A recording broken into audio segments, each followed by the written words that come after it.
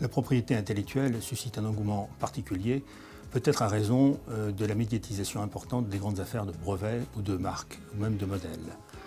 Aujourd'hui, tout un chacun prend conscience des enjeux liés à la propriété intellectuelle et les entreprises, quelle que soit leur taille ou leur secteur d'activité, ne peuvent faire l'impasse sur cette question.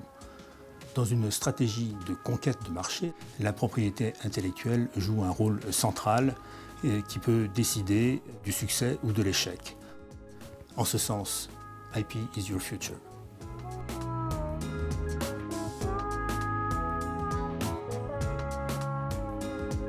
Cela fait maintenant plus de 100-150 ans que les grandes conventions relatives à la propriété intellectuelle existent. L'internationalisation de notre secteur n'est donc pas une nouveauté, loin s'en faut. Ce qui change beaucoup ces dernières années, c'est le nombre de pays de présence de nos clients.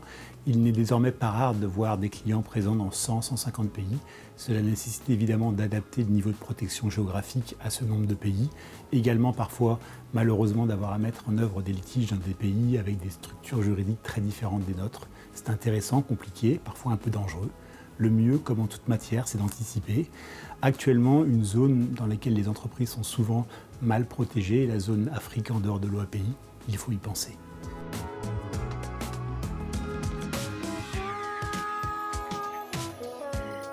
Les nouveaux enjeux liés à la troisième révolution industrielle sont ceux de la protection d'un nouveau patrimoine intellectuel à la frontière entre le numérique et les services.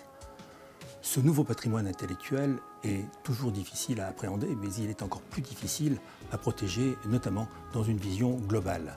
Les solutions d'un pays à l'autre sont divergentes, que ce soit aux États-Unis, en Chine ou en Europe. Elles sont même divergentes sur le plan du brevet européen entre la France et l'Office européen des brevets. Dans ces conditions, il faut savoir se repérer dans ce labyrinthe, il faut être à l'affût de toutes ces nouvelles solutions jurisprudentielles. Bref, il faut innover en matière de protection de l'innovation.